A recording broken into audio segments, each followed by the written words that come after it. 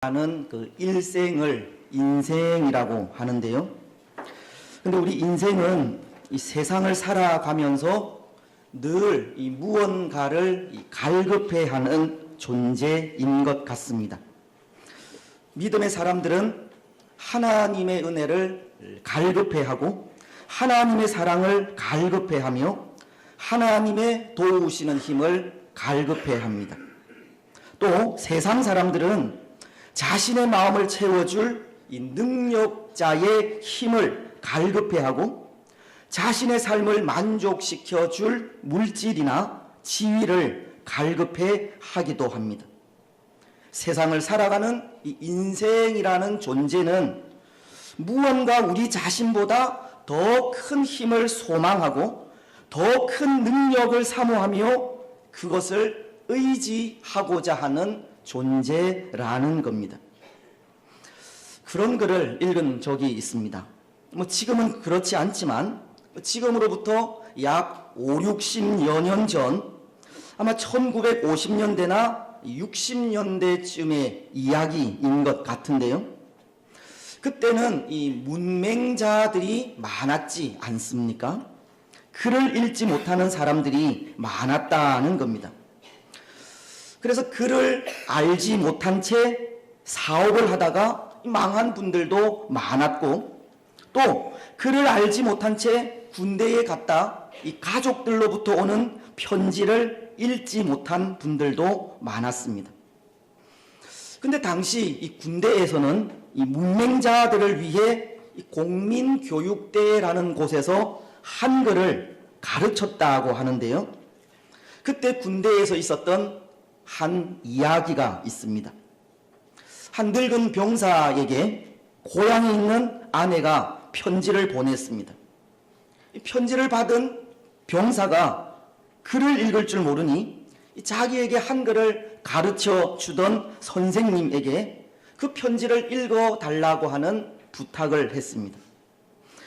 그래서 선생님이 편지를 읽기 위해 봉투를 열었는데 그 봉투 안에는 이 하얀 백지 위에 이 커다란 이 손바닥을 그린 그림이 그려져 있는 겁니다. 편지지에 이 손바닥을 펴서 손의 모양을 이렇게 연필로 그린 겁니다. 그리고 그 손바닥 밑에는 딱 한 문장의 글이 쓰여 있었는데요. 그 글을 한참 바라보고 있던 선생님은 늙은 병사에게 이런 말을 합니다. 한글을 모두 익힌 이후에 스스로 이 편지를 읽어보는 것이 좋겠다고 하는 말입니다. 얼마 후 이 늙은 병사는 마침내 한글을 깨우쳐 아내의 편지를 읽게 되었는데 그 손바닥 밑에 쓰인 한 문장의 글은 이런 내용이었습니다. 저의 손이에요. 만져주세요. 그 늙은 병사의 아내는 자신의 손을 그려놓고는 그 손을 만져달라고 한 것입니다. 사랑하는 여러분, 어떤 생각이 드십니까? 손을 만져달라고 하는 그 의미가 무엇이겠습니까? 남편 없는 집에서 홀로 아이들을 키우느라 수고한 자신의 손을 좀 만져달라고 하는 그런 의미이겠습니까? 때로 시어머니에게 구박당하는 이 자신의 마음을 알아달라고 하는 그런 의미이겠습니까? 아마도 이 보고 싶은 남편을 그리워하며 내게는 남편의 도움과 위로가 필요하다고, 홀로 사는 아내에게 이 비어있는 그 남편의 자리가 너무 커서 그 빈 자리를 채워달라고 하는 의미이리라 생각합니다. 그렇습니다. 그 늙은 병사의 아내는 남편이 없는 그 빈자리가 너무 커서 그 빈자리를 채워달라는 의미로 손을 그려 만져달라고 한 것입니다. 마찬가지입니다. 우리 인생이라는 존재가 그렇다는 겁니다. 항상 누군가의 도움을 필요로 하는 존재입니다. 늘 누군가를 의지해야 하는 존재입니다. 그래서 그것으로부터 위로를 얻고 평안을 누리고 싶어 하는 존재가 인생이라는 존재입니다. 그런데 여러분, 만약 오늘 우리가 우리의 손을 만져주기를 소원하여 의지한 분이 우리 손을 만져줄 수 없는 분이라 생각해 보십시오. 다시 말씀을 드리면 오늘 우리가 믿는 하나님이 우리를 도울 수 없는 능력이 없는 분이라 생각한다면 뭐 어떨 것 같습니까? 우리가 하나님께 소망을 두고 하나님의 도우시는 힘을 의지했건만 하나님은 아무런 힘도 능력도 없는 존재이고 오히려 우리를 실망케 한 존재라면 어떨 것 같습니까? 오늘 우리가 읽은 본문 속에 이스라엘도 그런 경우를 당하고 있는 것이 아닌가 합니다. 오늘 본문은 이스라엘이 의지했던 하나님으로부터 마치 외면을 당하는 듯한 모습을 볼 수 있기 때문입니다. 말씀을 다시 보십시오. 오늘 말씀은 이스라엘이 이 블레셋과의 전쟁에서 승리를 얻고자 가져갔던 여호와의 이 법궤에 관한 이야기입니다. 당시 이스라엘은 이 블레셋과의 오랜 전쟁 가운데 있었고 여러 번의 전투 속에 거듭 패하는 상황을 맞이하게 됩니다. 그래서 그들은 하나의 묘책을 생각하게 되는데요. 여호와의 법궤를 전장으로 끌어들이자는 생각입니다. 여호와의 법궤를 통해 도우시는 하나님의 능력을 힘입기를 소원한 겁니다. 여호와의 법궤는 하나님의 임재의 상징이고 능력의 상징이기에 그것을 이 전장으로 끌어들임으로 전쟁 속에서 승리를 얻고자 했다는 겁니다. 그런데 그런 생각으로 전쟁은 시작되었지만 상황은 그들 이스라엘의 생각과는 전혀 다른 방향으로 흘러갑니다. 전쟁에서의 승리를 기원하여 가져간 여호와의 법궤는 블레셋 사람들에게 빼앗겨 버렸고 승리하기를 원했던 전쟁에서는 또다시 패하고 말았기 때문입니다. 법궤를 통해서 여호와의 법궤를 통해서 승리를 얻고자 했던 이스라엘의 계획은 실패로 돌아가고 말았다는 겁니다. 여호와의 법궤가 주는 힘을 얻고자 했던 이 이스라엘의 기대는 한순간에 무너지고 말았습니다. 쉽게 말씀을 드리면 여호와의 법궤는 이스라엘 백성들의 그 갈급함을 채워주지 못한 겁니다. 여호와의 법궤는 이스라엘 백성들의 그 손을 만져주지 못했다는 겁니다. 여러분, 어쩌면 예수님도 그런 것 같습니다. 예수님도 갈급한 우리의 심령을 만져주지 못하는 것 같습니다. 왜냐하면 예수님은 사람들의 기대와는 달리 십자가 위에서 절규하며 죽으셨기 때문입니다. 사람들은 예수님이 메시아로서 모든 고통과 억압으로부터 구원해 줄 것을 기대하고 소망했지만 예수님은 십자가 위에서 죽으신 겁니다. 나의 하나님, 나의 하나님, 어찌하여 나를 버리셨나이까? 하나님께 절규하며 부르짖는 부르짖음에도 외면을 받기까지 예수님은 허무하게 죽으셨습니다. 그래서 그 모습에 예수님도 블레셋 사람들에게 빼앗긴 여호와의 법궤처럼 우리의 갈급한 심령을 해결해 줄 수 없는 분이 아닐까 하는 생각을 하게 되는 겁니다. 하나님께서 침묵하기까지 십자가 위에서 죽으신 예수님은 우리의 손을 만져줄 수 없는 분이 아닐까 한다는 겁니다. 그런데 여러분, 이 상황이 거기에서 종료가 된다면 정말 그렇습니다. 절망입니다. 여호와의 법궤가 이 적들에게 빼앗기고 예수님이 십자가 위에서 절규하다 죽으신 것으로 모든 상황이 맞춰진다면 그것은 정말 절망이요 아픔이라는 겁니다. 하지만 상황은 그것으로 종료되지 않습니다. 오늘 우리가 읽었던 말씀은 보십시오. 블레셋 사람들은 그들이 빼앗은 여호와의 법궤를 아스돗에 있는 자신들이 섬기는 다곤 신전으로 옮겨가게 되는데요. 그날부터 이 아스돗에는 이상한 일만 생기게 되는 겁니다. 사무엘상 5장이 전하는 그 내용은 여호와의 법궤가 옮겨진 다음 날 아침 그들이 섬기던 다곤 신이 이 땅바닥에 쓰러져 있었기 때문입니다. 또 그 다음 날 아침에는 다곤의 목이 떨어졌고 팔이 떨어져 나갔으며 몸뚱아리가 여호와의 법궤 앞에 엎드러져 있었습니다. 뿐만이 아니라 여호와의 법궤가 놓인 장소들마다 질병이 발생하기 시작합니다. 독한 종기가 블레셋 온 지역을 휩쓸게 되었다는 겁니다. 여러분, 이상한 일이지 않습니까? 왜 이런 일이 생기게 되었겠습니까? 이 이야기는 무엇을 이야기하겠습니까?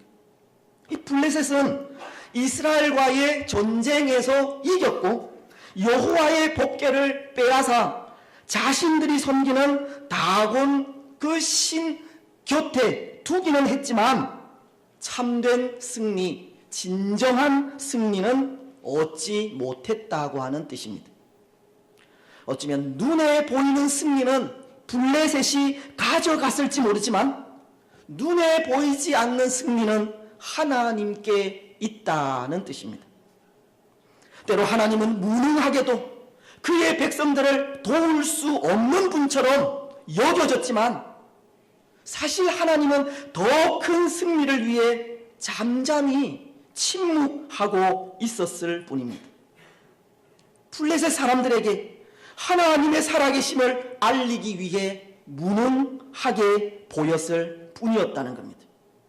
하나님만이 참 신이심을 알리고 하나님이 전능하신 창조주이심을 알리며 하나님에게만 진정한 능력이 있다는 것을 알리기 위해 침묵하셨다는 겁니다. 그렇습니다. 그런데 사람들은 그런 것 같습니다. 눈에 보이는 승리가 참된 승리인 줄 압니다. 오늘 이 땅의 사람들은 갈급한 마음에 뭔가 눈에 보이는 것을 소망하고 붙들려고 한다는 겁니다. 불확실한 이 세상 속에 당장 눈앞에 무언가가 나타나 보여야 그것을 능력이라 생각한다는 겁니다. 오늘 블레셋이 여호와의 법궤를 빼앗고 전쟁에서 승리를 거둔 것처럼 눈에 보이는 승리, 눈에 보이는 평안, 눈에 보이는 기쁨이 참된 것인 줄 알고 붙쫓아 가는 겁니다. 무언가 손에 움켜쥐는 것이 있어야 그것이 승리인 줄 안다는 겁니다. 오늘 우리도 그런 것 같습니다. 오늘 우리도 하나님의 능력을 우리 눈으로 보기를 원하고 우리 삶의 어려움이 당장 해결되는 기적을 원합니다. 영적인 평안함보다 육적인 평안함을 더 원하고 있고 눈에 보이지 않는 영적인 일은 무관심한 경우가 많습니다. 하지만 눈에 보인다고 그것이 다 능력이 아닙니다. 우리 손에 쥐어진다고 그것이 다 우리가 원하는 것이 아니라는 겁니다. 겉으로 드러나는 승리가 보인다고 그것이 참된 승리가 아닌 것입니다. 오늘 우리는 갈급한 마음에 우리 눈에 보이는 것을 찾아 나서기도 하고 이 당장 손에 쥐어지는 것을 원하기도 하지만 그러다가 오늘 블레셋이 눈에 보이지 않는 힘, 참된 능력이신 하나님에 의해 고통을 당하는 것처럼 우리 역시도 눈에 보이지 않는 하나님에 의해 고통을 당하고 영원한 멸망 속으로 빠지게 될 수 있습니다. 오늘 우리는 어떤 것이 진정한 승리인지, 어디에 참된 능력이 있는지를 알아야 한다는 겁니다. 때로 무능하게도 보이고 때로 침묵하기도 하시는 하나님의 그 뜻이 무엇인지를 알아야 한다는 겁니다. 여러분, 그런 의미에서 저도 그렇지만 오늘 우리는 날마다 죽는 삶을 사셔야 합니다. 사도 바울은 고린도전서를 통해 나는 날마다 죽노라 라고 고백했지 않습니까? 고린도전서 15장 31절은 형제들아, 내가 그리스도 예수 우리 주 안에서 가진 바 너희에 대한 나의 자랑을 두고 단언하노니 나는 날마다 죽노라. 우리는 날마다 죽는 삶을 살아야 합니다. 날마다 죽어야 합니다. 왜냐하면 죽지 않을 때 눈에 보이는 것만 찾아다니기 때문입니다. 죽지 않을 때 당장 손에 쥐어지는 것만 원하기 때문입니다. 죽지 않을 때 나의 욕심대로 행하고 죽지 않을 때 나의 성격대로 살기 때문입니다. 날마다 죽어야 하나님의 뜻을 볼 수 있고 날마다 죽어야 능력인 하나님을 경험할 수 있기 때문입니다. 여러분, 김치 아시죠? 우리 한국인의 대표적인 반찬 김치 잘 드십니까?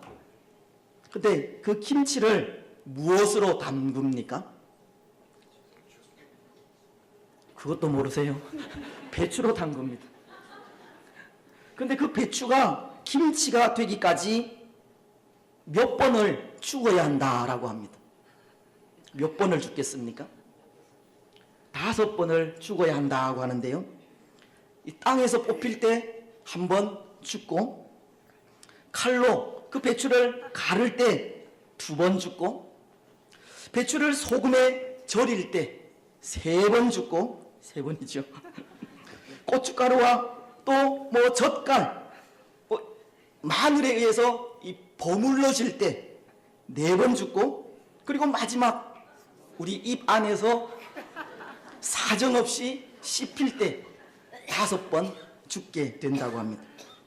이 배추가 5번을 죽어야 김치라는 이름으로 새롭게 태어나는 겁니다. 여러분, 그렇다면 오늘 우리는 몇 번을 죽어야 하겠습니까? 오늘 우리가 우리의 욕심을 버리고 진정한 하나님의 사람으로 거듭나기 위해 몇 번을 죽어야 하겠습니까? 하나님만이 참된 신이시고 하나님께만 참된 능력이 있다는 것을 알고 온전히 순종하며 따르기까지 몇 번을 죽어야 하겠습니까? 5번이 아니라 수도 없이 죽어야 하지 않겠습니까? 수도 없이 죽어야 합니다. 갈라디아서는 2장 20절을 통해 이렇게 말씀을 하시는데요. 내가 그리스도와 함께 십자가에 못 박혔나니 그런즉 이제는 내가 산 것이 아니 오직 내 안에 그리스도께서 사시는 것이라. 이제 내가 육체 가운데 사는 것은 나를 사랑하사 나를 위하여 자기 자신을 버리신 하나님의 아들을 믿는 믿음 안에서 사는 것이라. 오늘 우리는 예수님과 함께 십자가에 못 박히는 삶을 살아야 합니다. 죽는 삶을 살아야 한다는 겁니다. 그런데 우리는 십자가에 못 박히는 것을 그렇게 좋아하지 않습니다. 아직도 우리는 살려고만 하고 나를 드러내려고만 합니다. 저도 그런 것 같은데요. 저도 살려고만 하고 죽지 않으려고 한다는 것이 아직도 내려놓지 못하는 부분들이 많기 때문입니다. 하나님 앞에서의 삶보다 세상의 삶에 더 많은 관심을 가지기도 하기 때문입니다. 정말 가치 있는 일보다 아무 가치가 없는 주변의 일에 마음을 두기도 하기 때문입니다. 세상의 분주함에 빠지고 유혹에 넘어갈 때가 있기 때문입니다. 그런데 여러분, 이런 모습이 저만의 경우이겠습니까? 우리 모두의 모습은 아니겠습니까? 어떤 목사님이 이런 말씀을 하셨다고 하는데요. 요즘 세상은 아무리 결단해도 죄의 유혹을 이길 수 없는 시대이다. 유혹을 이기지 못하는 것은 오늘 우리 모두의 문제라는 겁니다. 죽지 않고 살려고 하는 것은 우리 사람이 가진 문제입니다. 하지만 오늘 우리는 우리 자신을 온전히 내려놓고 십자가에 못 박는 삶을 살아야 합니다. 세상의 분주함 속에 잠잠히 하나님을 바라볼 줄 아는 삶을 살아야 합니다. 그 삶 속에 죽는 삶이 나오고 그 삶 속에 나를 드러내지 않는 삶이 나오기 때문입니다. 사도 바울은 이런 고백을 했습니다. 갈라디아서 6장 17절을 통해 이후로는 누구든지 나를 괴롭게 하지 말라. 내가 내 몸에 예수의 흔적을 지니고 있노라. 바울은 그 몸에 예수님의 흔적을 지니고 있다는 고백을 합니다. 물론 그것은 그가 예수님 때문에 당한 그 말로 다 할 수 없는 고통과 상처의 자국들을 말하는 것이겠지만, 그것은 또 한편으로 그가 만난 예수님으로 인해 이 변화된 모습을 말하는 것이 아닐까 생각해 봅니다. 예수님 때문에 자신을 죽이고 예수님 때문에 자신을 드러내지 않게 산 그 삶이 바울에게는 예수님의 흔적이 되었다는 겁니다. 눈에 보이는 승리, 눈에 보이는 평안, 눈에 보이는 기쁨이 전부가 아니라는 것을 깨닫는 것이 예수님의 흔적이라는 겁니다. 예수 그리스도 안에서 죽는 삶이 아니고서는 결코 깨달을 수 없는 진리가 그에게 남겨진 예수님의 흔적이라는 겁니다. 사랑하는 여러분, 오늘 우리에게도 예수님의 흔적이 있기를 바랍니다. 예수 그리스도 안에서 나를 드러내지 않고 죽는 삶을 통해 참된 승리가 어디에 있는지, 참된 능력과 힘이 어디에 있는지를 깨달아 아는 우리들이 되시기를 바랍니다. 사도 바울처럼 날마다 죽는 삶을 통해 눈에 보이는 것이 전부가 아니라는 것을 아시기 바랍니다. 여러분, 십자가 위에서 절규하셨던 예수님도 마찬가지입니다. 십자가가 끝이 아니었다는 겁니다. 십자가의 죽음이 끝이 아니었고 전부가 아니었습니다. 사람들은 십자가로 예수님에 대한 모든 사건은 종료된 듯 생각했습니다. 한 사람 나사렛 예수의 죽음으로 모든 것이 끝난 줄 알았습니다. 그래서 사도행전을 보면 성령 강림 사건 이후에 예수님을 전하는 베드로와 사도들에게 대제사장과 공회원들이 요구한 것이 있습니다. 더 이상 십자가 위에서 죽은 예수를 전하지 말라는 겁니다. 그 의미는 예수님은 이미 십자가 위에서 죽었고 그것으로 끝이 아니냐는 뜻입니다. 예수님의 죽음으로 모든 것이 다 끝나버린 상황인데 무엇 때문에 죽은 예수를 전하느냐는 겁니다. 하지만 예수님의 제자들은 예수님의 죽음이 끝이 아님을 전하고 있었습니다. 사도행전 5장 30절로 31절은 이렇게 말씀하시기 때문입니다. 너희가 나무에 달아 죽인 예수를 우리 조상의 하나님이 살리시고 이스라엘에게 회개함과 죄 사함을 주시려고 그를 오른손으로 높이사 임금과 구주로 삼으셨느니라. 예수님의 죽음이 끝이 아니었음을, 예수님의 죽음은 끝이 아니라 구원을 위한 새로운 시작이었음을 전하고 있었습니다. 그렇습니다. 사랑하는 여러분, 십자가는 끝이 아니라 새로운 시작일 뿐입니다. 십자가는 패배가 아니라 승리입니다. 하나님의 침묵은 십자가 위에서 그토록 절규하시던 예수님을 외면한 것이 아니라 구원을 이루시기 위한 방편이었습니다. 여호와의 법궤가 무능하게도 적인 블레셋에게 빼앗겼지만 그것은 하나님만이 참 신이심을 알리기 위한 하나님의 뜻이듯이 십자가 위에서 고통 속에 절규하신 예수님의 부르짖음에 침묵하신 하나님의 뜻도 우리 인생의 구원을 위한 침묵이었다는 겁니다. 무능하게도 예수님은 십자가 위에서 죽으셨지만 예수님의 죽음은 참된 생명을 주시기 위한 죽음이었을 뿐입니다. 끝인 것처럼 보였던 십자가로 우리는 새로운 생명, 영원한 생명을 얻게 된 것입니다. 사랑하는 여러분, 다시 말씀을 드리지만 눈에 보이는 것이 전부가 아닙니다. 손에 잡히는 것이 전부가 아닙니다.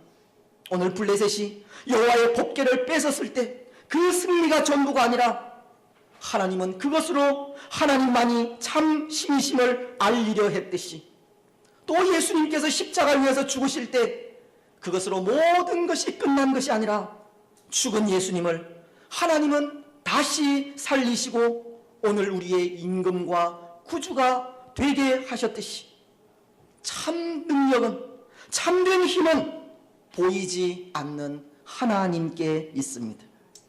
참 소망은 예수님께서 지신 험한 십자가에 있고 참된 생수는 예수님께만 있습니다. 우리의 참된 능력은 오직 예수님께 있다는 겁니다. 오늘 우리의 작은 손을 만져주실 분은 예수님 밖에 없습니다. 이제 말씀을 맺겠습니다. 사랑하는 여러분, 때로 능력이신 하나님이 우리 앞에 침묵으로 다가온다고 해도 결코 낭망하거나 실망하지 마십시오. 십자가의 능력이 우리 눈앞에 보이지 않는다고 해도 결코 하나님을 떠나지 마십시오. 우리 눈에 보이지는 않아도 무능하게 보여도 참 능력은 십자가에 있기 때문입니다. 예수님께 있습니다.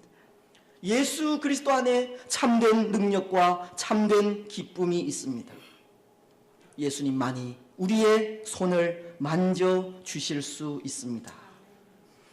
여러분, 예수님만을 바라보시고 예수님만을 의지하시기 바랍니다.